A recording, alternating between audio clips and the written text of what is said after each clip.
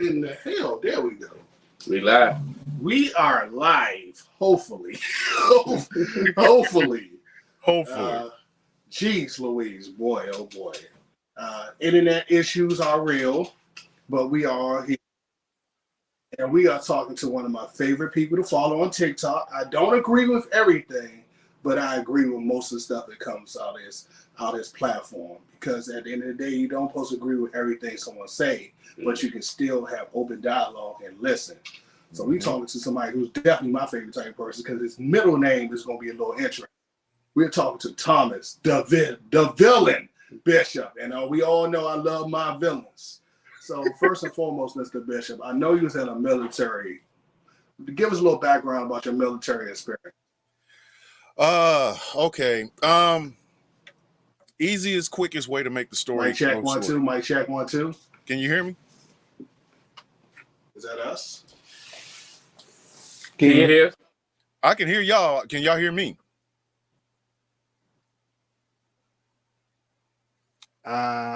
It's coming in broke. Yeah, that's what. Yeah, we can hear you now. And you frozen. Is that us? It can't be that bad, man. Because I can hear y'all, but y'all are choppy. Can you hear us now? Yeah, but y'all are choppy.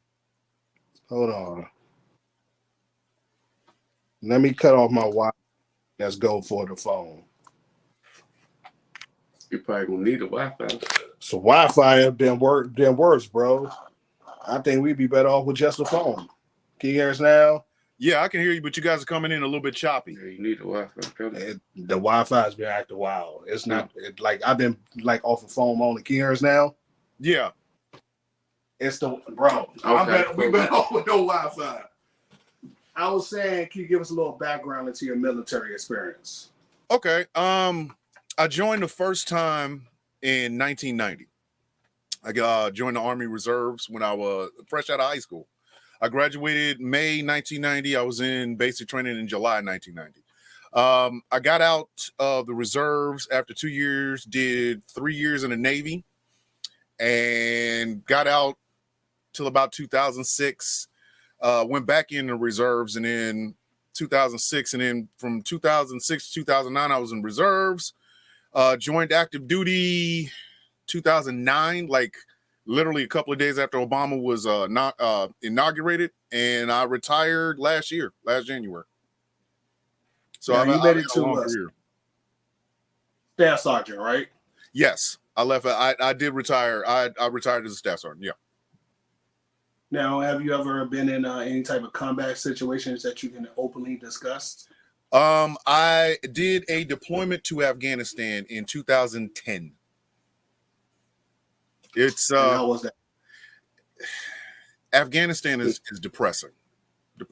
I'm not even going to try to lie. Afghanistan, it's one of the saddest countries I've ever been to. It's beautiful. It does have some beautiful spots, but Afghanistan is not a place I would go back twice. I'm good. Thank you. No, I've seen enough. Thank you.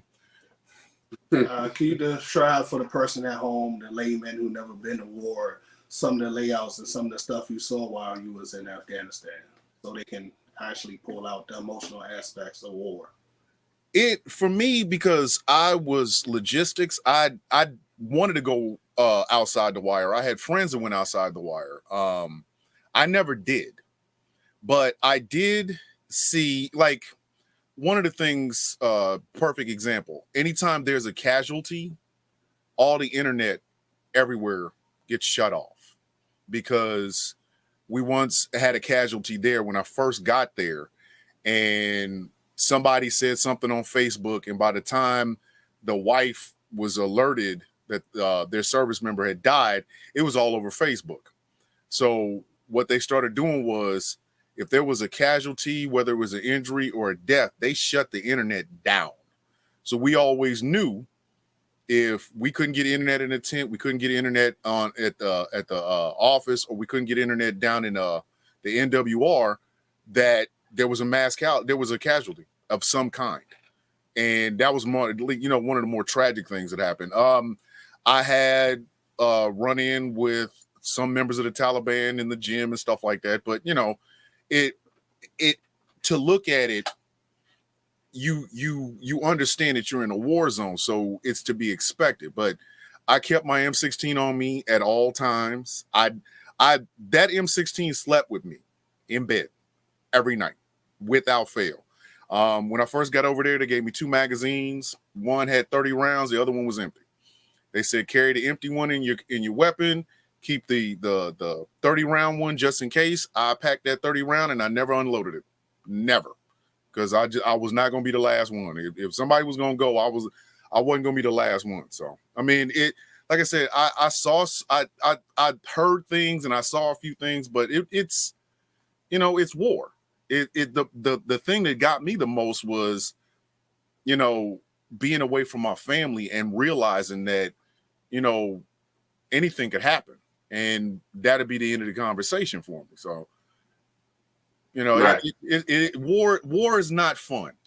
All these guys that want to pretend like they want a war and yeah, we ready for don't do that. Don't do that. What war does to a man, what war does to a people, what war does to a community, it's not fun. It isn't. And that's I'm saying that as a person that never had a bullet shot over at me. I never had a round pop off at me in anger or nothing like that. And I'm still telling people, you don't want that. That's not something you want. Because the people in Afghanistan were just like desensitized to it at some point. By the time I got over there, these people have been in war. You got to think the Russians tried to attack them. Then the Mujahideen attacked each other. Then the Taliban started attacking everybody. Then Al-Qaeda showed up, and then we showed up. So by the time I got over there, they were just desensitized to death and war. They didn't care. You know what I mean? So for people to be asking for that, they're kind of idiotic. Like, you don't want that in your neighborhood. You do not want that in your neighborhood. That's a fact. Yeah, I know a lot of people been yelling for civil wars, and yeah, that's something you definitely do not want, because your mindset will change once you go to that point. Yeah, you can never. It takes a lot. I always equate it to the idea of everybody wants to kill somebody until they have to kill somebody. Everybody wants to kill somebody. You can want to kill your boss. You can want to kill your baby mama. You can want to kill your best friend. You can want to kill your worst enemy. Everybody want to kill somebody until they actually have to kill somebody. I have seen vets at the VA, and one of the things about being a soldier that's gone to war is we don't ask each other that. You can always tell a civilian from a person that's actually served, because the first thing they say is, did you ever kill anybody? War, soldiers, sailors, airmen, Marines, Coast Guardmen, people like that. If we've ever served in a war zone, we don't ask each other that. We'll say, well, where'd you serve? Well, I served in, the Megon Delta. Where'd you serve? Well, I was in Fox Sharana. Oh, okay. And we leave it at that. We don't never ask if it doesn't go any further than that, because it takes a certain type of person to take a life. There are some people walking around amongst us today that are just stone killers, but you would never know it because they don't talk about it. The guys that I know for a fact have killed people, I've never asked them about it. It's never been one of them conversations. I've asked them about everything except, so when I see people doing the whole civil war, we ready for, no, you're not, because number one, they didn't stop selling bullets when they sold yours. Number two, you shoot at somebody, they will shoot back. And number three, you're not mentally prepared to take a life. I'll want to fight a person, but there's a thing that comes over you when you have to take a life where you have no other choice in the matter. You have to go to a different mindset, and that changes you. I got a good friend of mine who, I'm not going to get all the way into details, but he had to clean up after an IED, and it changed him. The guy that I knew 10 months before that, and the dude that I met after that, two totally different people. That changes you. I wouldn't wish that on anybody. That's why when I hear people talk about civil war, I just like, yeah, whatever. You're not gonna bust a grape in a fruit fight. I'm not worried about whether or not I'm ready to kill my fellow American. No, you're not. No, you're not. Because number one, if you win, you still got to live with that. And if you lose, you got to live with it, and you got to worry about facing the consequences for those actions. Oh, you want civil war? Yeah, whatever. Go have a sandwich. Go over there. Ain't listening to that. Good point. Now you have went from the most macho field in the world to changing your new thought pattern and methods. So can you explain us your new outline and methods? Okay. And when I got out in January, I spent like 10 months trying to figure out what the hell I was going to do. Like I'm retired. I don't have to do this work thing no more. I ain't got to do the getting up in the morning and stuff like that. So what am I going to be? Well, one of the things I decided to do was deconstruct. I wanted to deconstruct all of the things that I had learned in 50 years of being a man, that macho man. You can't get any more macho than the military. You know what I mean? So I had to figure out who am I if I'm not this person? Because you got to think, I'd wanted to be a soldier since I was like 5 or 6 years old. And at 50, I was done. At 50, I was like, I don't have to do this anymore. So I knew I couldn't continue to be the soldier man. So I started to deconstruct. And one of the things that I started to deconstruct was I don't have to be that soldier all the time. So I had to learn how to walk differently. I had to learn how to talk differently. I had to learn how to think differently. In uniform, you think like a soldier thinks, or you think like an NCO thinks. I still have my moments where I think like an NCO. A perfect example is that was the night my mother died. I didn't cry. Not at first. I was thinking in terms of, okay, who do I have to call? Do we have to call the coroner? Do we have to call the mortuary? Who's the funeral home and stuff like? I thought like an NCO. I thought like a soldier, but for about 10 months, I couldn't think like that anymore. I had to really start living. You know what I mean? I had to start looking at life differently. And like you said, it is one of the most macho jobs you can possibly have is to be in the military. I don't care if you are a mechanic. I don't care if you are like me, was a supply sergeant. You're still in the military. You have standards and discipline that you have to uphold. You have to have a certain body fat, and you have to still be able to qualify with your weapon. I don't have to do that ever again. I never have to do any of that again. So all of those, keeping the iron sights and stuff like that, that's meaningless to me. So I had to start thinking differently. And one of the first things I had to realize was the masculinity that I put on to be that soldier was unnecessary. I don't have to I don't have to be that, that ready to kill type of guy. I ain't got to look at, okay, the exit is over there. The exit is over there. I got to make sure, all right, I'm going to a movie theater. So we're sitting here. Exits over there. There's an egress over there. I don't have to do any of that. Now I might still do it, but it's not the top priority. If I buy a movie ticket to go see a movie, I'm there to see a movie. I'm not there to worry about whether or not I have to evacuate. I had to learn differently. I had to stop seeing every person as a potential enemy or a potential okay, this person can be a victim, but that person might be a suspect, or that person might. I had to stop doing that. And it took me literally, I'm still in that process. I'm still in that process of deconstructing myself and everything I had ever been taught about, masculinity and manliness my whole life. I had to, because I knew I wasn't going to be able to sustain that.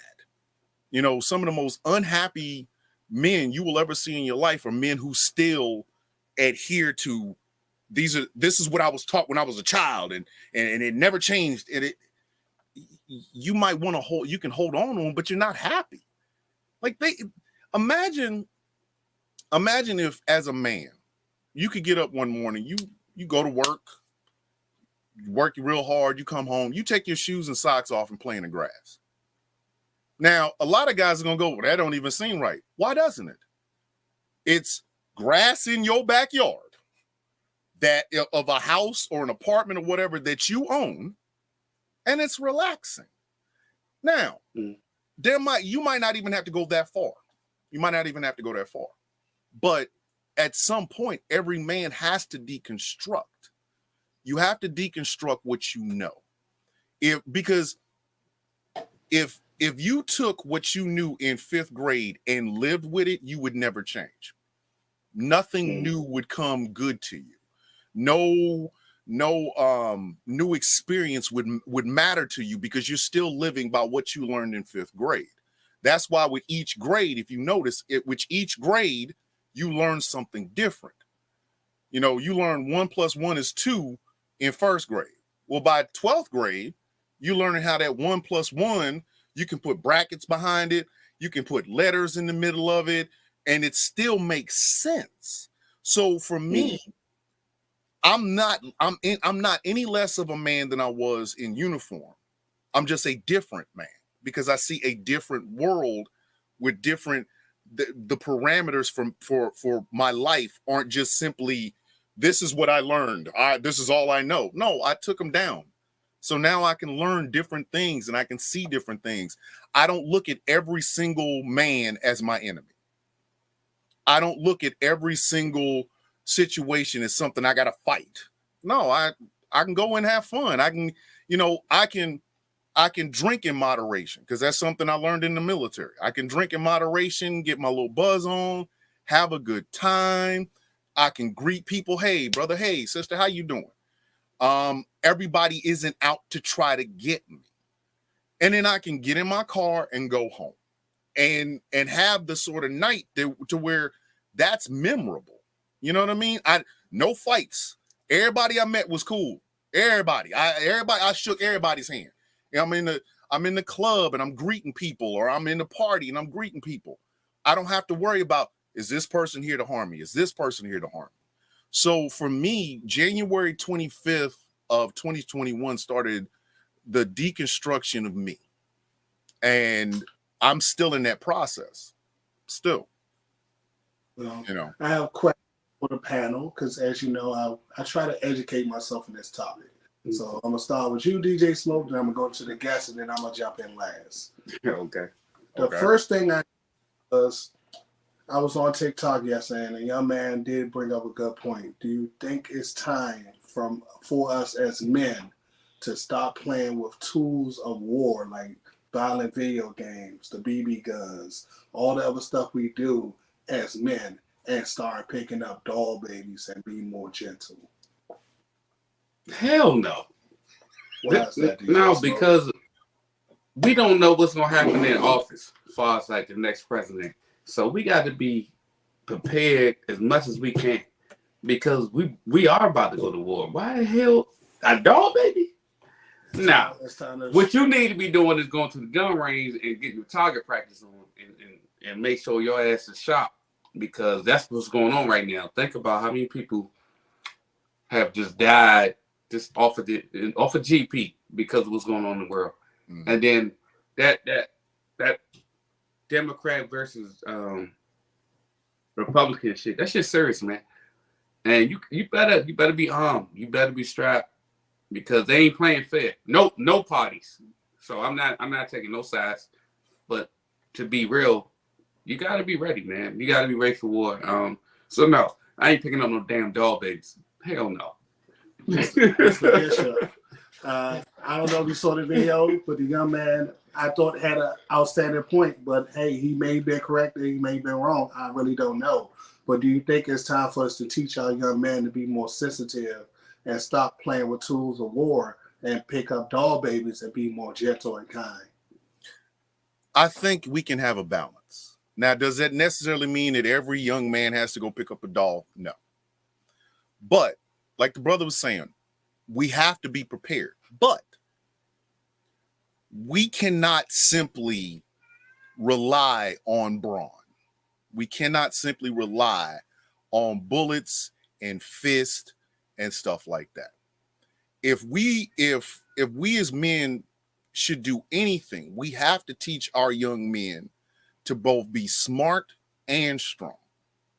Like, yes, you can take a young man to a gun range, but you know where else you need to take him? A library. Need to take him to a library, because nothing that has happened or is going to happen is the first time it's ever happened. We have always known, especially American men, we have always known, as black men, as brown men, whatever, we've always known that there is a system that does not like us, period. They can't stand our black asses. They've never liked us, right? So you understand you're going to need these. You understand that if these don't do it, you may have to pick up something to defend your family, to defend your business, what have you. But what we also need to do is teach these young men that it is okay to be smart about things, because sometimes the arena these young men will fight in ain't got shit to do with a gun. Sometimes the arena they will fight in is a courthouse. Sometimes the arena they will fight in is a debate room stage. Sometimes wherever it is, they have to be prepared. Now, does that mean we have to be more loving? Yeah. Do we have to pick up dolls? Maybe not. Maybe not. But we do have to be smart. We have to teach them how to be smarter. A young man should be able to outthink their opponent, outfight their opponent, and be stronger and better prepared to fight if their opponent takes it there. It's kind of like an escalation of force we had in the Army. You know, you couldn't just run up and shoot an Afghan. You just couldn't bust off an Afghan. You know, they come say hi to you, you shoot them. No, there's such a thing as called an escalation of force, or rules of engagement. If the arena is talking, you don't want to be out-talked or outsmarted. So you get in these books. You learn about history. You learn about math. You learn about finances. You learn about things that these other people are going to try to hold against you because of where you come from. Now, if the arena is, okay, I'll meet you at the school or whatever, or I'm coming to hurt you, then you know how to fight. Use these. Teach a young man how to take a punch in the face. Teach a young man how to throw a punch. And if it comes down to where you have to defend your wife, your mom, your sisters, your daughters, your family, what have you, yes, here's how you learn how to use a gun. What I think has been our biggest detriment is that we've only taught one aspect. You have a whole lot of smart brothers that can't fight. You got a whole lot of brothers that can fight they think being smart is wrong. There has to be a balance. Young men have to be given the tools, all of the tools, to survive in this world, especially when you consider the fact, like you were saying, the Democrat-Republican shit, that is a real thing. And the one thing both parties are banking on is young men willing to give their lives for meaningless shit. Meaningless shit. Mm-hmm. It's not just about how to fight or the tools to fight, but when. Knowing your opponent, knowing your enemy. If it's a brother on the block, he's talking shit, you talk shit. You don't instantly go for a gun. You talk shit back. If it's a brother on the block that wants to throw these, you throw these. If it's a brother on the block that wants to shoot, then you shoot. But if it's a brother that's using intelligent words, don't be intimidated. Use the same damn words. You see what I'm saying? We have to make our young men have been imbalanced. And I don't think you get balance by giving them dolls. You give them balance by showing them that there's another half. If they're imbalanced, that means one half is like this, one half's way down here. You give them the balance. You show them that love of self, love of family, love of community, right, love of brotherhood. You give them that balance. If you're going to pick up a tool, pick up a book. If you're willing to fight for your shoes, fight for your sisters. If you're willing to, you know what I'm saying? You have to give them that balance. And then you have to show them when to use what tool at what time for what opponent. There has to be a balance. No, do I think we all need to walk around with baby dolls? No, I don't. But we still have to give them that balance. That's what I'm talking about. Oh, that case is closed. DJ Smoke. Next issue. Do you think it's best for your wife to see the sheep or the warrior? The sheep or the warrior? Yes. Do you think it's best to see that she always see the timid side? She always see the soft side. She never get to see. So let me say this. She never get to see the switch. Let me say this. I don't have a wife, but let me say this. But in the past I did. But let me say this for the future wife.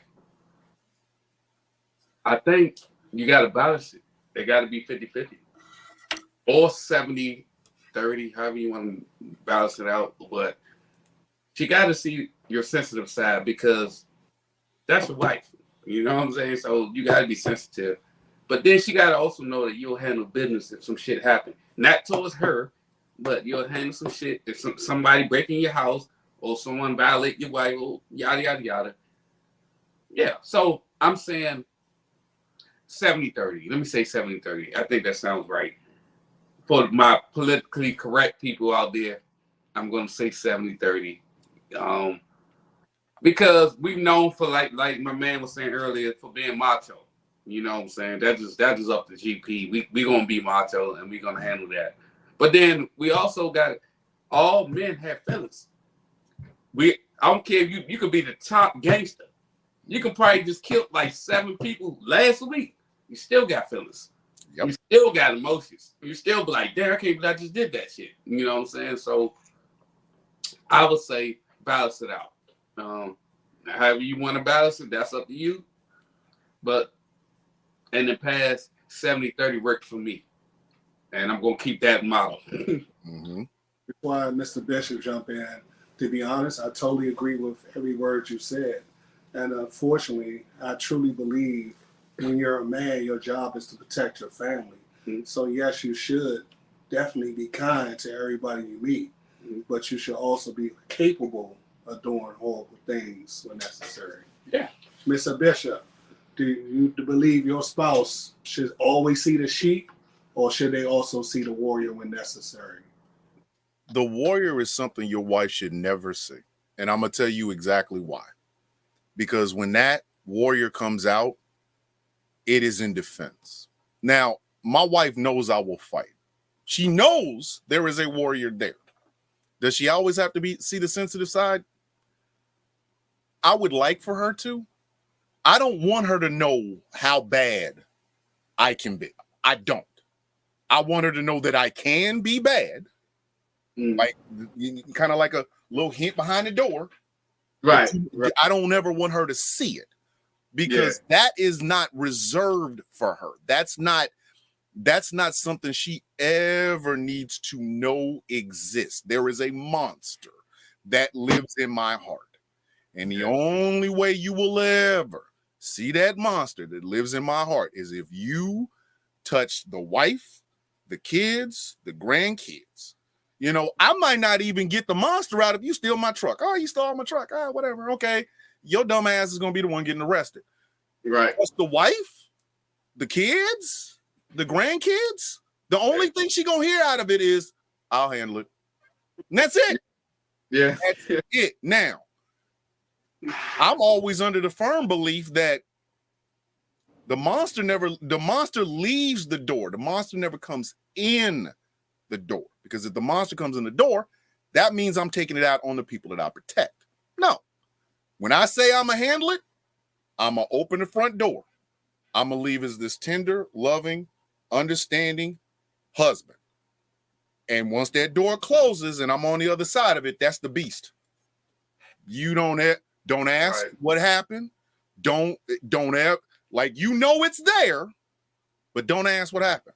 Yeah. Because whatever I have to do outside to protect that, the wife and the kids and the grandkids, that's somebody I never want you to know what he does. But you know he's there. You know he's there. you know, every once in a while, you get that look. Wife will look at you and go, "You're mad, aren't you?" Mm-hmm. Yeah, I'm mad. But my wife and I can have arguments. We can have real arguments. I'm gonna keep that monster down because this is not the time for it. But if she comes home and somebody did such and such, I'll handle it. And I open the front door and I close it. Now, whatever hell is outside, that's the beast. That's the beast. The beast stays right out there.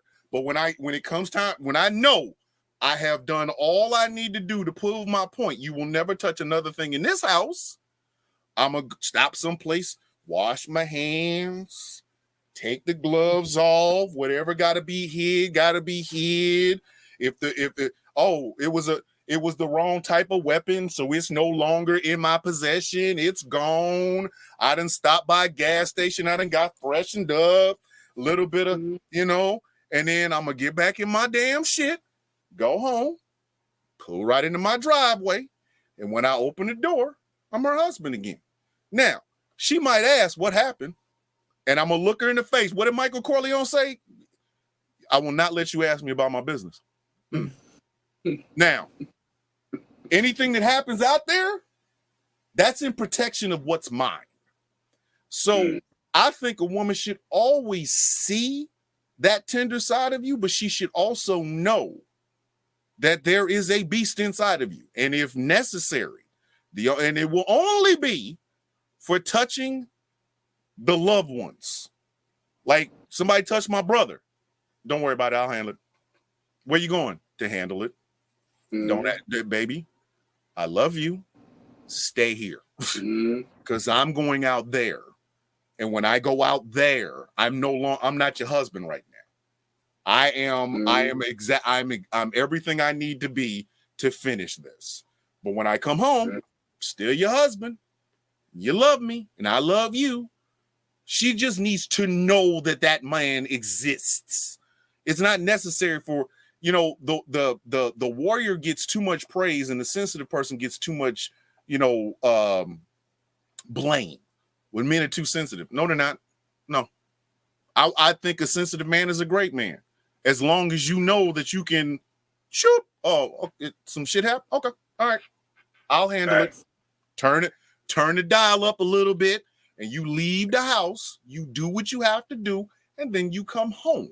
As long as she knows that man exists, you ain't got to walk around with him every day. Look at the beast. No, just he comes out when he has to. When he has to. Yes, now, when he has to. You said it. When he has to. I mean, that's a fact. I mean, I met this shorty I was dating. And one thing she said about me, what she liked about me was, she said, I feel very protected with you. And she said that. She said, because you make sure don't nobody bother me, don't nobody do nothing. She said, now regardless, you might be a little extra with it, but she said, you make me feel protected. And I need that. That's all women want. Yeah, that is the greatest thing. That is a better compliment than I love you for some men. That made my day when she told me. I said, okay. I said, she said, yeah. She said, your ass is crazy. I was like, okay. I totally agree. When she knows anything that happens, she's okay. That's the greatest compliment a man can hear, because that means right now she is as safe as she's ever been. She's as safe as she's been with her mama, her daddy, her family, with you. And if she's that way, if she feels that way, you've done your job. You have done your job. That's all. Literally, that's as good as saying anything else. That's as good as saying anything else. No, that's facts. That's facts right there. I totally 100% agree with everything that's been put on this table as far as that issue, because as a man, you don't have to yell, I'm the alpha. Yeah. Your presence should be known that you're the alpha. Yep. Now, my next question is, as far as these young men are concerned, should they have healthy physical outlets to hopefully challenge their anger and put it in the correct direction? So should they have healthy outlets like football, basketball, something healthy where they can get the anger out so they can be also a gentleman. DJ, no, go to him. I'm like, let him answer Brother that. Bishop, Yeah. should young men have a healthy outlet so they can push the anger somewhere else and also be a gentleman for the world? Absolutely. Absolutely. One of the things that far too many of our young men don't have are outlets for, because young men as teenagers, we go through some real shit. We do. You know, whether you're black, white, or otherwise, men go through some real shit. But if you don't have an outlet for that, all it does is build up. All it does is sit inside. It festers. So if that outlet is football, if that outlet is basketball, if that outlet is boxing, if it's MMA, if it's rapping, if it's running, if it's going to the gym, it's working your body, every young man needs that outlet. And they need to know that those outlets are available. You know, far too many of our young men tend to bottle that up. You know, the old say, you know, men don't cry and act like a man. You can't tell a young man to just, you know, hey, you had a bad day, wipe it off. No, he needs that outlet. If a young man has a bad day, I don't give a shit if the bad day is he got a bad report card, he got in trouble at school, whatever. Give him that outlet to show that anger inside of him, that hurt or what have you. Give him something. Give him a place to go. Give him a person to talk to, whatever. Get that out of his system. Because the other aspect of having places like basketball and football and stuff like that there's mentors there. There are mentors there. They're usually on a basketball team, it's a man. Usually on a football team, it's a man. Usually at a gym, it's a man. They have another man to vent to. And they get to ask these questions. How do I deal with this? How do I get past this? And it is a man's responsibility to give them, hey, you want to work that anger off? You come in here. You feel like you've had a bad day.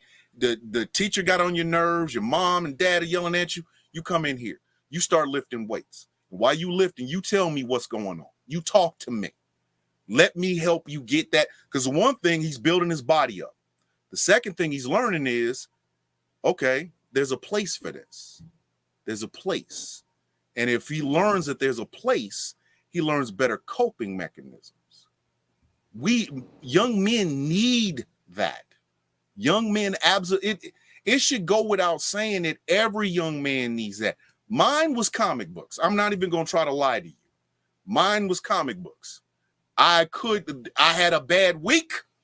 Damn it, I'm going to the comic book shop. And I would get engrossed in the superheroes and the supervillains, and I would read, and it would calm me down. And I got it, you know, in love with the coloring and the pictures, and it calmed me down.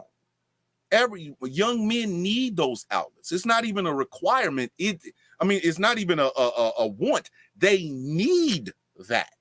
They absolutely need that. And it's a shame that they don't have enough of them, to be honest with you. That's true. That's therapy. What you talking about with the comic books, that's therapy. Yes. Everybody therapy. Any kind of way they can get it. Everybody. For men and women. So yes. What you talking about? Yes. Because the other aspect of it, women also need it as well. Let me make sure I'm not saying these young people need these outlets. For young men, we like physical. I'm gonna go dunk on the basketball court. I'm gonna go run the foot. If it's the physical that you need, fine. Whatever. There is no such thing as a bad way to deal with it, except holding it in. If young men had those places, okay, you had a bad day at school. You know what? Take your ass out there and grab that football. Now you running little drills by yourself. You throwing it and going to run and get it back, and throwing it and running to get it back. Whatever you need, those outlets are needed. They are needed. And because if we don't have them, you see what we get as far as young men are concerned. Young men right now can't process grief or anger or love or lust or hurt, or they can't process any of it. So they overreacting with shit. You know what I mean? You a little shit talking will get you shot. Yep. Or look at love, and they don't process love and loss. They have nobody's there to tell them, hey, that little girl that you had a crush on in 5th grade that broke your heart, you'll get over it. Now they like, I ain't getting over it. I'm gonna shoot up everything. Wait a minute, slow down, calm down. They don't have these things. You see what I'm saying? So yes, it is absolutely sports, books, whatever. It is needed. It's not, like I said, it's not just needed, it's required. And we have done a very bad disservice to our young men in this country by not giving them those outlets to have. I totally agree, because athletics saved my life. I've always been in some type of sport, wrestling, football, regardless, track and field, and it did keep me away from the streets. DJ Smoke, how do you feel about this issue? Nah, I totally agree with him. The thing is, people need something to do. Mm-hmm. If you don't have nothing to do, then you can go out here and do some dumb shit. You know what I'm saying? If you got your mind on something like you said, sports, that's number one. Oh, if you work out, fitness, stuff like that. That keeps your mind off the dumb shit. All these youngins that's wilding out right now, because you see it on the news every month. We got a popular rapper, somebody getting shot on some dumb shit because some young nigga just hating and jealous. Man, if you had that same energy that you put towards hating on that person, put that shit towards, like you said, some sports or something, building yourself up, reading some books, build your knowledge, figure out how these people getting smart. Yeah. How is people becoming billionaires? How the fuck did Kanye become billionaire? Because I felt like he one of the dumbest niggas on the planet. But how did he do it though? You know what I'm saying? True. You know what I'm saying? He's not good at interviews. Like when he's talking to another person, he's an idiot. His thought pattern is not there. But when it comes down to probably looking at that keyboard, that's when he becomes a genius. Oh yeah. That's when he becomes a genius. When it's time to look at that keyboard and put this song together. As long as he don't say nothing, he's good. But as far as like pushing forward his thought process, you need to shut the fuck up. Way off. Way off. You need to hire me or somebody like you who can actually relay the message. Yeah. He need a White House secretary. He most definitely he need a translator. Yes. Yes, he does. Yes, he does. Yes. Yes, he does. He just be saying dumb stuff that don't make sense. But the stuff that he does, it makes sense. And it's Kanye's a perfect example of what happens when you also get a person who his mom loved on him and doted on him, and there's nothing wrong with that because my mother did the same thing. But my mother also put the little metal things on the side of the roads so your ass don't go into this lane and you don't go off the side. He never had those. He never had those. Never. Because my mother loved me, but she was not about to just let me just go crazy because I got talent. No. My mother was the first one to literally let me go, oh, you talented, but don't forget your ass got to do these dishes. But Mom, I won a track meet. I got a medal. I don't give a shit. Get your ass in there and take care of them dishes. When you don't have those, you get what Kanye get. Kanye's out here bragging that he don't read books. Who does this? Who the fuck? If you ain't never read a driver's manual, you ain't never read an instruction manual, nothing. You don't read books. What are you doing? What the hell are you doing? But that's what happens when you have so many people tell you how great you are, and not have one person that says, "Okay, so you can make music." That don't impress me. What else can you do? Right. And as long as people were telling Kanye, "You're the greatest musical genius," somebody needed to tell Kanye, "Okay, great, you can make music that don't mean shit. What else? What are you doing to make anybody else's life better than yours? What else you got? What, like, somebody to challenge him? Like, seriously, every man should have that. Every man. For me, it was my mother. My mother she was not oh, well, you did real good in school, baby, but your ass still got to do these dishes. And then from there, I went into the Army. And the Army will tell you in a heartbeat, your ass ain't great. Yeah, you was a high school track athlete. Can you run these 2 miles? And you thinking, oh, it's 2 miles ain't nothing until you start running them 2 miles. You know, you Billy Badass on a football field until them damn push-ups and sit-ups hit your ass. Then you realize how minuscule your life has been. Had Kanye had somebody in his face to tell him, you're not great. You're just very good at what you do, because nothing you're doing at this very second is benefiting anybody but yourself and your pockets. Here's a neighborhood, Kanye, a whole neighborhood full of black folks. Fix their life. Well, exactly. Now you see how, you know what I'm saying? Like, there are doctors that have that problem. I'm God. No, you're not. No. Okay, so you're a doctor. You work on brains and hearts and lungs. And have you ever went back and seen any of your patients to see how their life is? Right. Have you ever offered to care about that? Yeah. You ever offered to do anything for free to fix them? You know what I'm saying? Have you ever done plastic surgery for free? There's a girl in Sri Lanka with a damn birthmark from the top of her head to the bottom of her chin. She feels bad. Take that off. Well, I don't know if I could. There's no profit in. Exactly. You know what I mean? Like, Kanye's never had that person to tell him, you're good at what you do. You're not great. You're not a god. You simply are a man who does really good beats. You know what I mean? Like, and then tell him, throw a book at him. Throw How to Eat to Live by Elijah Muhammad. Throw the autobiography of Malcolm X. Throw Up From Slave. Throw something at him and say, read this. You will see how minuscule what you do truly is. You know, I'm not great. I tell people all the damn time. People call, they're like, oh, go off, king. I am so not a king. I'm not. I put my pants on one leg at a time. My breath stinks when I get up in the morning. I'm moody. I play video games. I'm not great. Like, I humble myself before somebody else has to. I don't have the big head. Everybody's, well, you look at how many followers you got. That don't mean shit.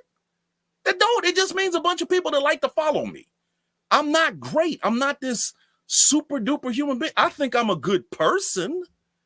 And when my black ass dies, I will be a good person. But no, I'm not, super stupendous and fantastic. No, I'm just a dude that talks a lot. And that Kanye needed that.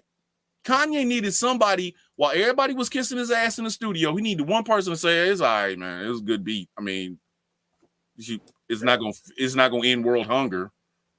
And that's what's going on now. By him losing all those endorsements and all that, like, think about it. When have you seen somebody just lose everything, like, within, like, fucking 3 weeks?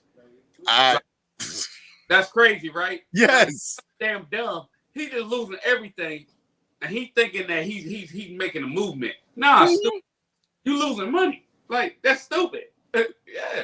Yes, you give me Kanye money, and the only thing that's gonna change is probably my address. I've always believed that with great power comes great responsibility. And I know it's an old Spider-Man quote, it's an old Superman quote, but it's true. When you get to a point where you are where a spotlight is on you, you got to do something with it. You got to stand for something. But you got to do something. Had Kanye, instead of going after black folks and Jews, had he decided to tackle poverty, let's say he went crazy about poverty and just started calling out, big grocery chains for not having enough grocery stores in the black community, or he started calling out hospitals for not giving adequate care to black folks. Imagine what he would have done. Imagine in 3 weeks, he still would have had Adidas. He still would have had all of his endorsements, but he would have started a conversation that really was needed. You know, you can't hide from that one. Like, wow, man, I ain't even think about it. There is no damn good grocery stores in Black communities. Damn, Kanye, thank you for that. He got in the middle of this spotlight and decided to make it about his damn self. And I feel like if you've got Kanye money, you got to do something. You got to stand for, you got to say something. That's why I'm not a fan of, you know, being a fan of somebody simply for being a fan of them. You got to do something. You got Jay-Z money, do something. I don't want to hear about you buying a painting or renting out. I don't care about that. You have a spotlight on you. You've got a spotlight on you. People are looking at you and listening to what you say. So say something that's worth something. Had Kanye literally started going off on controversial subjects like healthcare or the minimum wage, can you imagine what he would have? Imagine the power that man could have got brought to that. That's a conversation everybody can get behind. The minimum wage ain't been raised since 2009. It's still $7.25. Who can afford to live off of $7.25? He all on Drink Champs talking about the inadequate health care that people get and they pay so much for. Had he started any other conversation, do you know where this man could have been? Instead, he's way over here losing everything. When you have that much money and you have that spotlight, damn it, say something. Don't just, I don't care about your Maybach. I don't give a shit about your shoes. I don't care. Say something. Say something that's worth somebody's time. Kanye, as a Black man, could have stood up there and said, you know, how did guns get into the inner city? Why is there a proliferation of guns and drugs in the inner city? How come we ain't dealing with that? I'm right there. What you got, Kanye? Hey, Kanye speaking. Hello. It's a subject. But no, he goes into this bullshit. And that, but he is like, to look at what he's saying, to look at him and look at what he's saying, it goes to show you, you can't follow every damn body, man. No. You can't. Nah. Kanye is an idiot. I would never listen to what Kanye got to say. Can I jump in 1 second? Yeah, go ahead, please. On and shout out to Dr. Umar. The school is finally finished and will be actually opening. So he kept his word and his promise. And then when he was on the Breakfast Club today, he threw out a challenge to all the rich Black celebrities. He's like, when are we going to activate our own money and open up our own grocery stores, our own barbershops? When are we going to take these millions of dollars instead of buying a fucking chain and put it in our community? So why do we not do that when we have the resources and the money? Since because celebrities and them being called to action. You can't sell Ciroc off of that. You cannot sell Ciroc and fucking paper. You know what I'm saying? You can't sell Rockaware sweaters to solving Black poverty. You can't do that. That like, seriously, think about all the shit that you get from entertainers. Just think about all the shit you get from entertainers. How much of it is, remember the saying guns and butter? The guns is the shit that actually increases in value over time, and the butter is the shit that decreases in value over time. How much gun shit do y'all get from people? How much butter shit do y'all get from people? I mean, how many times, if you drink one bottle of Ciroc, you drink all of them? Yeah. Sorry. There you go. Saying it. I know Diddy. Hey, sorry. Don't give a shit. Ciroc just tastes weak. How many more times can you walk around with Yeezys? They look like spaceships. Who cares? You know what I'm saying? But you can't build a school or a hospital or a grocery store off of that. But you can get envious Negroes because you rocking a nice icy chain. You tell you what, for what one person paid for that chain, I would love to open up a small grocery store in the inner city. Oh, you know, and that's the other aspect of it. The things that, because everybody's like, well, you shouldn't have to ask these rich entertainers and celebrities to do for you. Why not? Why not? I always looked at it like a contract. I bought every one of your albums. Why don't you put a grocery store in my neighborhood? You flossing around with a damn Mercedes Maybach. Put a damn grocery store in a black inner city. That seriously, try that. A free clinic, a food pantry. But these are the same people that when they do have something new to sell to us, they're all over the radio. You know what I mean? They're all over video. You know, Beyonce got a new hot album. So, am I supposed to care? Like, seriously, I like music. Don't get me wrong. I love videos. Don't get me wrong. I've loved hip hop for years. Don't get me wrong. But at a certain point, you know, I don't give a shit about what expensive ass liquor you're drinking. You're not going to impress me no more. That's why I said we have people that are in a spotlight. To me, being in a spotlight does not mean we get to air the grievances we have with every other community. No. It doesn't mean you get to sell me more bullshit that I don't need. My truck works just fine. I don't need a Maybach. I don't need a Maserati or I don't need any of that shit. I don't need lean.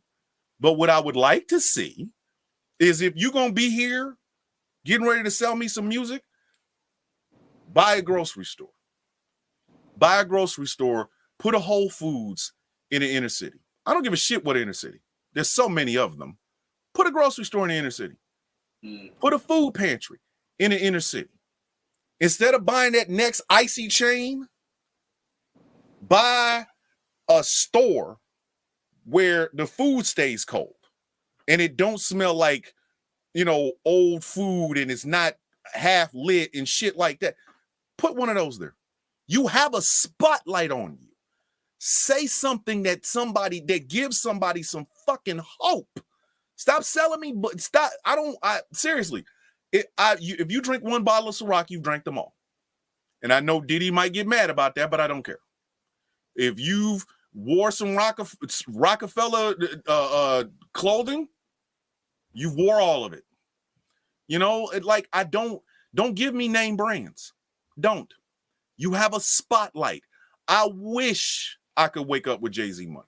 I do. I wish I could wake up with Jay-Z money because I got Jay-Z money, right? I got billions in the bank, right? I'm going to just quietly buy a whole neighborhood, the whole damn thing, a whole black neighborhood. I'm going to give the ownership deeds to the people that live in that house. Then I'm going to pay to get the whole street repaved.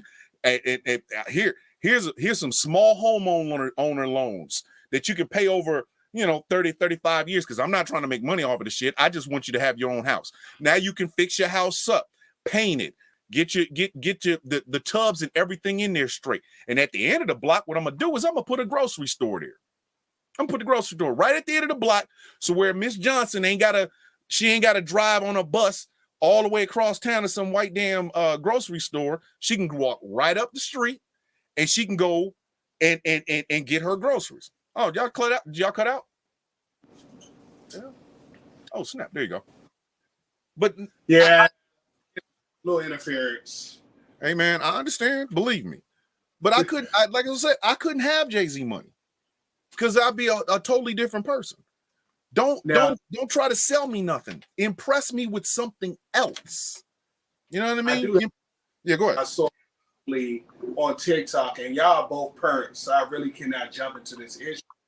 But Cardi B was on live listening to her song "Walk," partying. Her daughter walk in the room, the walk cuts off, and the first thing she says is, "Oh snap!" Cuts the song off, and then she tells her fans, "I don't allow my children to listen to my music, but it's okay for her to sell it to your daughter, your daughters."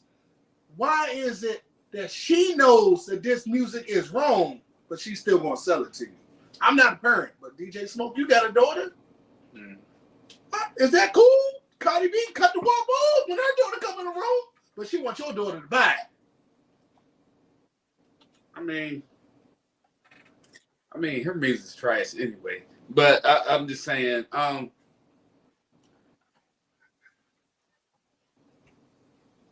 basically, this is a perfect example of somebody just selling shit just to sell it. Basically, like selling your soul.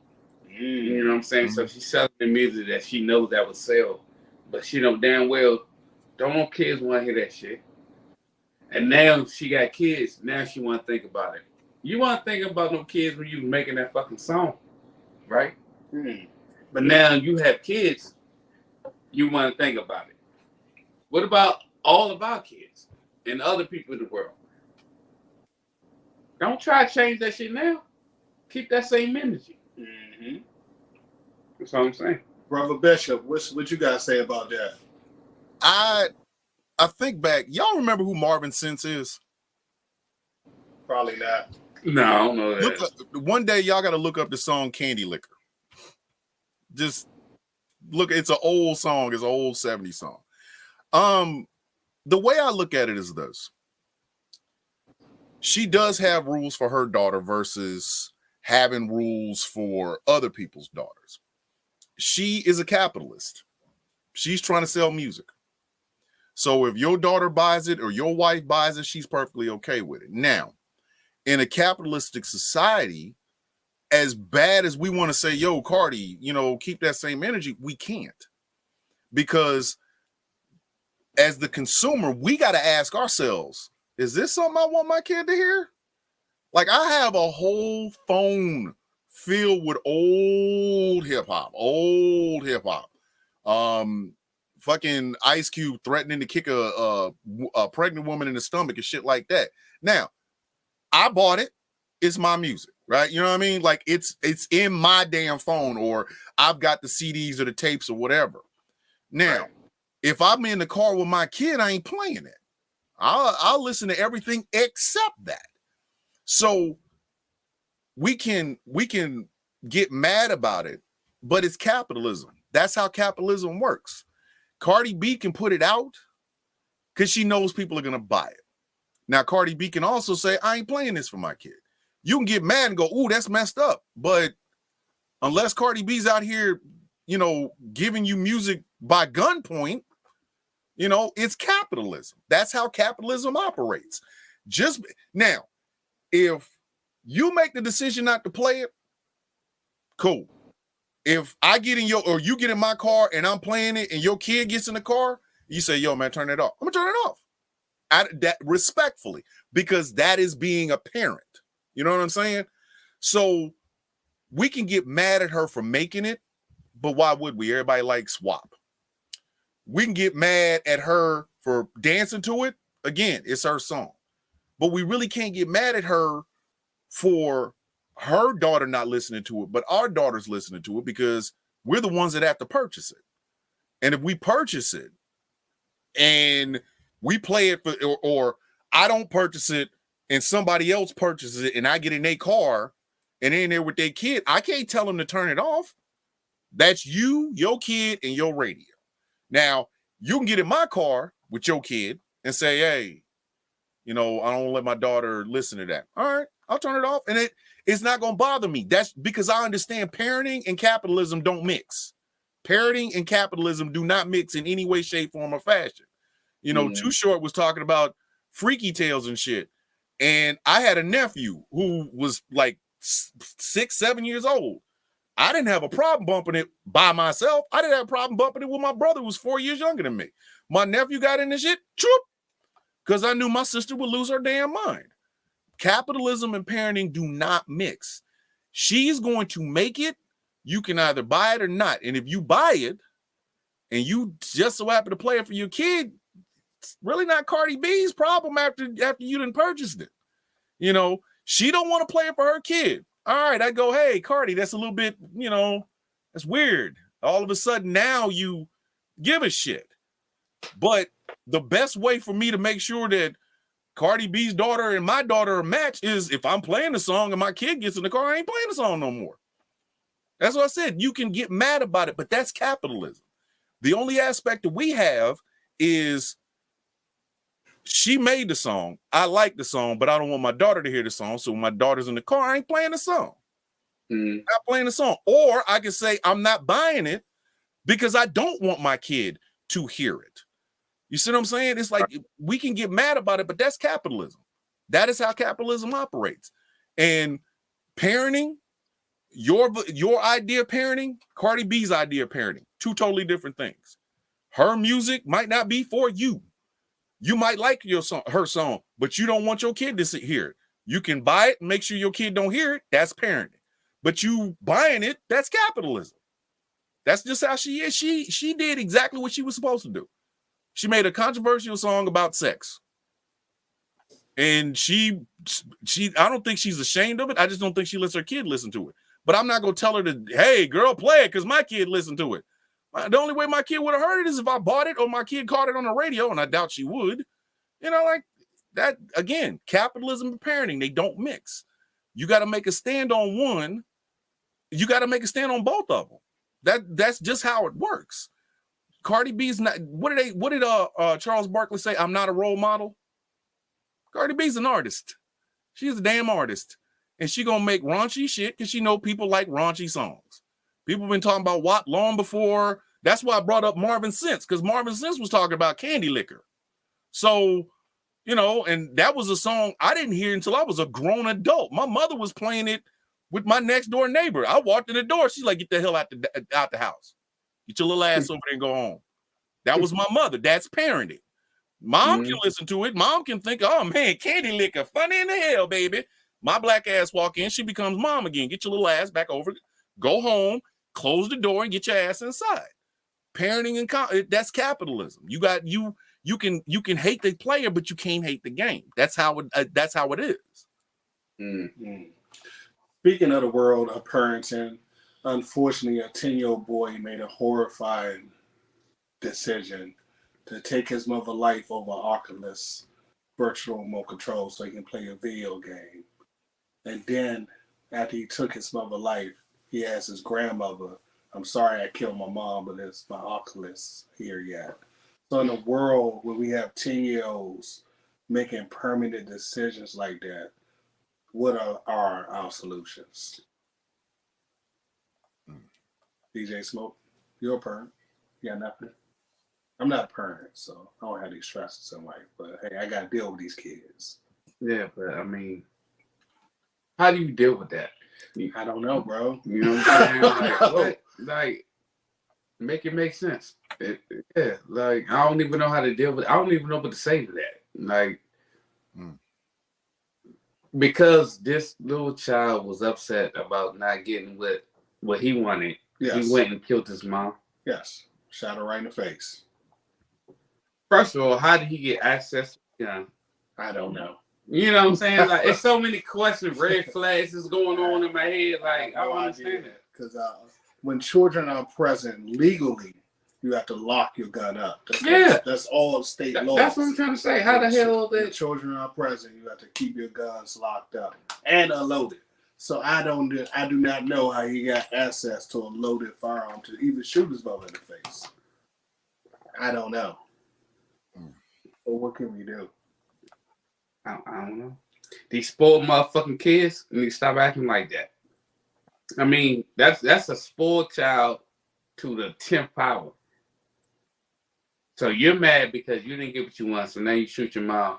Now you really ain't gonna get what you want. Mm-hmm. What did you get out of that? A bunch of jail now time. Your mom is gone. Gone. And you about to get a bunch of jail time. Stupid ass kids. You know what I'm saying? Like, I don't know. What can we do? This one hurt my feelings. This one really honestly hurt my feelings. And I had like 1,000 thoughts when I heard about this story. You know, I want to be mad at the mom. I want to be. Because obviously this kid ain't never heard no before. Like, he ain't never heard no in his life. But I can't really get mad at her because, you know, who knows? She, you know, maybe I won't say spoiled, but maybe she did give him everything that he wanted because she was trying to compensate for whatever. I don't know, but I know we have come to a time in society where we're so hell-bent on having materialistic shit that life just does not have any meaning whatsoever. You know what I mean? Like, it people want to blame video games and music and stuff. No, we just don't have a value of life anymore. You know, we got people fighting about when life starts. We got people fighting about which lives matter. We got people saying that well, if you love this person, you know, your life is this, that, and the third. We just lost there's something lost there. And there really is no answer to this. You know what I mean? Like, there is no salient answer that's going to make any damn sense, because this kid really honestly thought that he deserved this, so much so that he shot his mother and then took her credit card and got it anyway. Like she was just a damn roadblock. You know, if I get rid of her, I can buy the thing. So he decides to end her life, and then, you know, gives his grandmother some BS excuse. We got to have a value of life, man. We have to go back to this understanding that, or at least start teaching our kids this understanding that the materialistic shit that you want is not going to last. It's not. Mm-hmm. I mean, think about it. His mom says no. Let's say the kid just lived with it. Went in his room, pouted, got mad, whatever. And then she turns around and gets it for him for Christmas, which is what, a couple of weeks away? A couple of weeks away. And that might have been the plan. Exactly. Do you know what I'm saying? So, but that's the thing. He needed to know. Yeah, he needed that. That's that instant gratification society that we have. Everybody feels like we should have it, and we should have it right now. You know, it isn't just a black thing, because I've seen white folks say the shit. You know,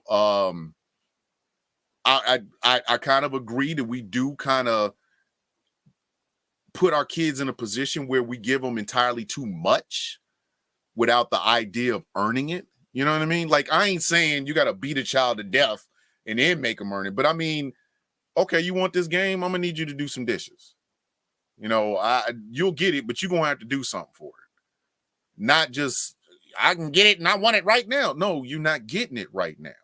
You know, and like I said, maybe the mom had a plan to get it for him for Christmas, but he'll never know because she's dead. And if it had just been he shot her and that was the end of it, that's one thing. He shot her, stole her credit card, and got the damn game anyway. So it's almost as if he didn't even see her as his mom. He just saw her as an obstacle. Mm-hmm. And some people that, you know, there's no cure for that. There's no pat answer. I'd like to have a pat answer. I want to believe it's simply just, oh, he wanted a video game, so we killed her. It's more than that. It's more than that. The thought process in taking a person's life, let alone the woman that brought you into this world, for a damn video game, that's sick, man. Like, there's no coming back from that. You know what I mean? Like, let's say he shot at her. If he had shot at her, there's still no coming back from that. Because you did this for a video game. You didn't do this because she was beating you. You didn't do this because she tried to kill you. You did this for a video game. And then you stole her credit card and did it anyway. There's no coming back from that. And we do have an instant gratification society. We need to learn how to tell people some shit you got to wait for. Sorry. You just got to wait for it. It's heartbreaking. That's why I said that my first instinct was to get mad at her, but I'm like, how can I? I can't get mad at that woman. I'm wrong for even thinking about getting mad at her. For what? Because she gave her child everything this kid probably ever wanted. And the one time she says no, he kills her. You know what I mean? Like, you got to be that's a wild series of events. No, and I'm going to shoot you, and then I'm going to get the game anyway. And then you make all the excuses for it. I wanted to find a different, like, I'm serious. I wanted to find a hidden meaning, but no, there isn't any. And that's just heartbreaking. Shout out to my wife, Kimberly. She did make a good point, and I did not even think about this one, that maybe the video games, the telephones got these kids so wrapped up that they don't even live in reality no more. And he literally thought his mother could push the reset button and come back. And I was like, I didn't think about that point, but maybe you're right. Maybe.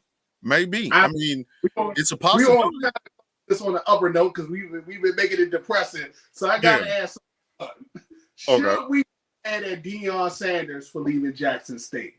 Everybody that had their opinion. Should we be mad at Deion Sanders for moving on?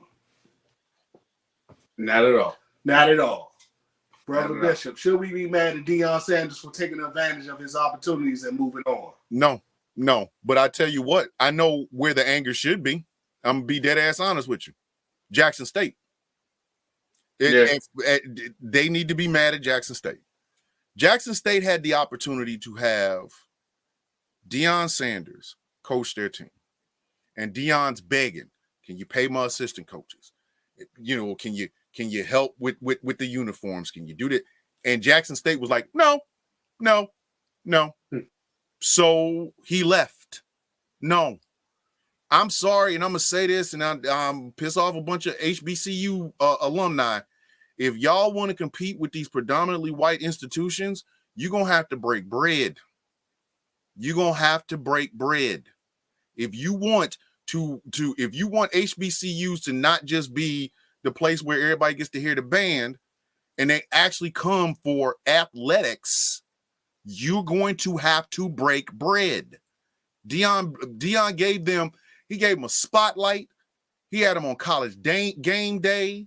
That, 12-0. Break bread. Like, seriously, they should have locked him up for at least 3 years for as much as Colorado was paying him. Break bread. Update update everything. If you want, what do they say? Nothing succeeds like success. Okay, you had prime time as a coach. You had him for what, 2 years? A year, 2 years? 2 years back champion. Thank you. And they would not pay his assistant coaches.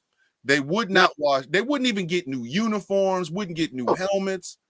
Oh, and by the way, we're going to rob you and your son. So yes. So that part, black people. We're going to steal from your office and we're going to break in your son's car. But we want you to stay. Please stay. And then when he leaves, then he leaves and it's like, oh, he wasn't loyal. No, you weren't. I'm going to be honest with you. I cannot stand college sports because I always looked at it as exploitative as shit. I just do. You got these coaches making millions of damn dollars and the damn players can't get a free sandwich. But if you gonna play the game, you need to play at the highest damn levels. There is absolutely no reason an HBCU should not be putting in as much money in their athletics as these damn white colleges. Colorado would not. If I'm the dean of Jackson State, Colorado ain't getting a chance. Colorado ain't getting a chance. After that second WAC trophy, whatever. What do you need? What do you need? Hold on. Wait a minute. Hold on. Let me go ahead and get this. Let me get this checkbook right quick. What do you need? Tell me how much? How much? Here you go. I'm gonna be the apple. I'm gonna be the crown jewel of HBCUs. My uniform's gonna be nice. The door, you know what I'm saying? The field gonna look nice. I'm gonna be the jewel. We got prime time. Do y'all see who we got here? This man just brought us 2 SWAC trophies. Now they over here looking all stupid, feeling bad, and everybody like, we should hate Deion. For what? For what? For not being appreciated, giving him 2 titles, and then walking his ass on? Again, capitalism, baby. You want prestige? Act like it. Act like it. I'm serious. And the thing is, I want to see HBCUs compete with the Oregons and Alabamas and Floridas. And you know why? Because that will give black players an alternative. They should be competing on every field. Come on. They get money. Come on. Nah. I agree with that. My next question to piss everybody off. We're going to close this off. We're going to piss everybody off. Should we have ass fucking in jail to rot for her 9 years instead of trading her for the merchant of fucking death. Because me personally, black people, you complain about gun violence, you complain about 2A, you complain about the guns on the street, but you're going to give them back the motherfucker who been trading the fucking guns that you complain about. Let me say this. So fuck you, you fucking woke pieces of shit. So next year, when these fucking guns are on the streets, your fucking kids are fucking dead, what the fuck are you going to say? This shit is fucking ridiculous. You gonna give them back a motherfucker who's trying to kill people. Let me say they have a whole movie about this motherfucker trying to kill people. Fuck Brittany. She decided to do what the fuck she did. I'm a law-abiding citizen. Fuck you. Let me go ahead and say it. Let me get this one out. Let me get this one out. You heard all that. I heard it. Let me get this one. Let me get this one out. All right. I'll be surprised if the Merchant of Death is alive in 6 months. That motherfucker, he did not want to go home. Because think about it. This man sold arms to Chechen rebels that killed Russians. I'll be surprised if he makes it home on the damn plane. I made a video about this. He is on that flight shaking like booty meat. He is scared out of his rabbit ass mind. Putin gonna bust him. That's gonna be the craziest suicide you ever heard about in your life. A man that falls off a building with 12 bullets in his face and he decided to kill himself. That man did not want, he could be, everybody, the nickname Merchant of Death came from a British newspaper, right? But he wasn't a merchant of death in America, he was a merchant of death in Russia. He sold arms to Chechen rebels, he sold arms to Ukrainians, and then got busted over here. So we think, cool, I'm in America, everything great. I ain't never got to go back to Russia. When you have Brittany Griner, who, if we really want to have a conversation, Brittany Griner shouldn't have had her ass in Russia because they should be paying WNBA players as much as they're paying NBA players, but I digress. She goes over there, she smokes weed. Stupid, very stupid, very stupid. Not gonna lie, very stupid. But they tried to get, the Russians have been trying to get this dude. They're like, who you got? We got this dude. Who you want? They tried for they released a damn Marine 6 months ago. Like, we can have him. Can we have this dude? No, you can't have him. Well, they've been talking about Brittany Griner. Okay. We'll give you Brittany Griner if you give us that guy. The Russians, Putin is going to kill this man.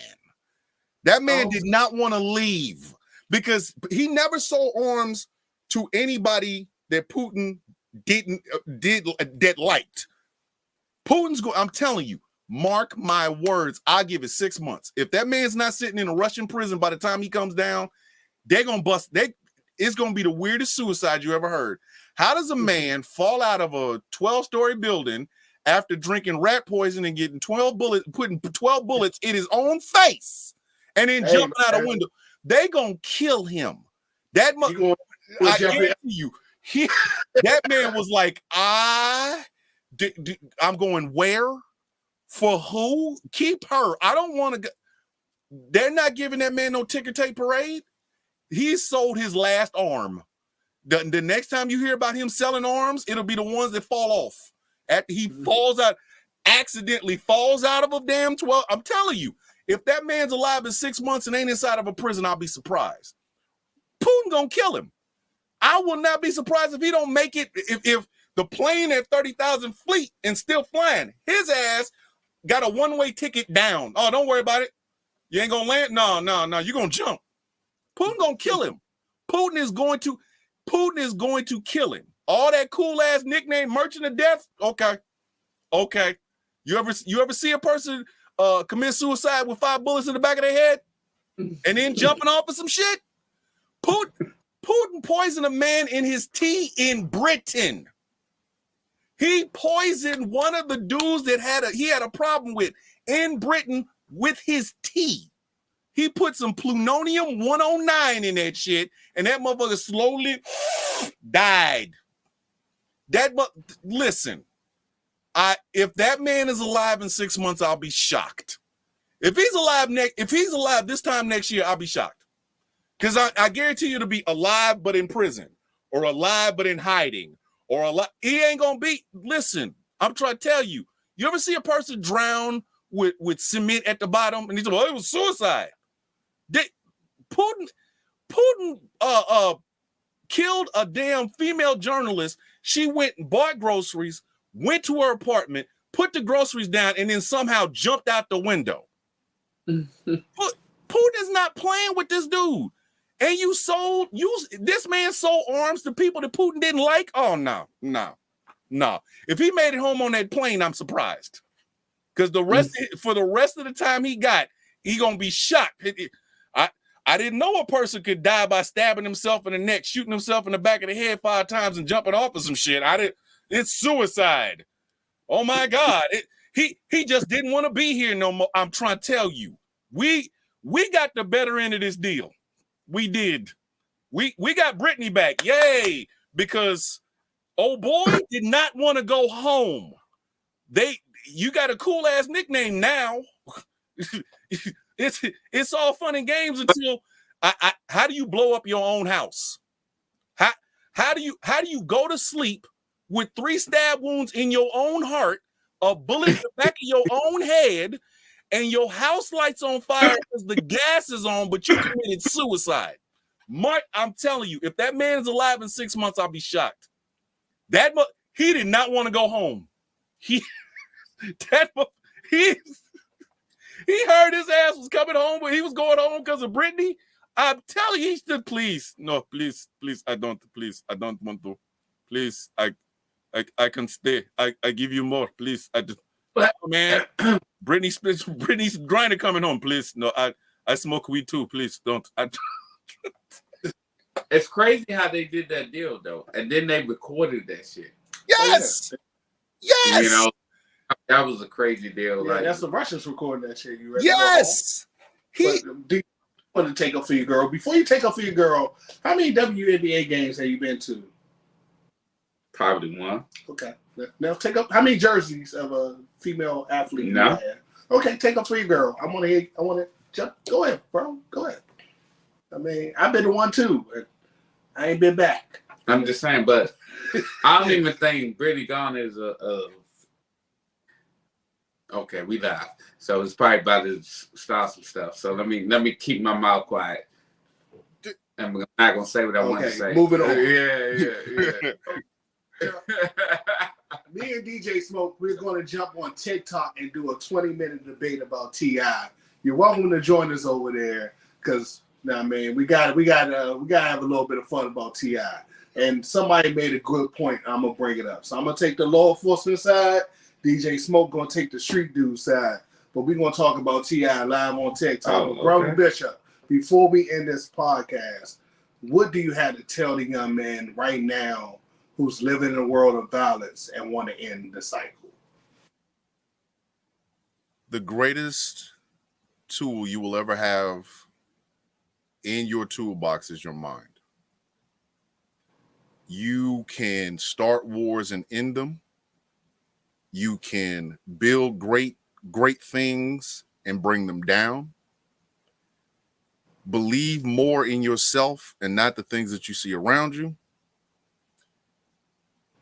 And always believe in yourself before anybody else. And from there, you'll go far. Expand your mind. Expand your mind. One of the best things I ever did in my life was buy books. Period. One of the best things I've ever done in my life is buy books. Learn. Don't just use one tool. Use your mind. Use your mind. That's what I got to tell them, man. That's what I tell them. And hopefully you become a regular guest because that was a very interesting and informative 2 hours. I had a good time. Hey, very chill, crazy. Everybody got to state their opinions and be open and honest. And that's what I think men should do more. We should do this more instead of picking up our fists. Right. Absolutely. So that's why, as well, to these young guys out here in the game, instead of using your emotions, use your logic. Mm-hmm. and take you along a little bit longer in life. All right, next week we'll be back with Miss DMV. I know we're both looking forward to that one because this is going to be a fire interview. And hey, man, always tune in Unpacked Radio everywhere we at. Thank you to our guests. Salute. Salute, brother. Later. Mm-hmm.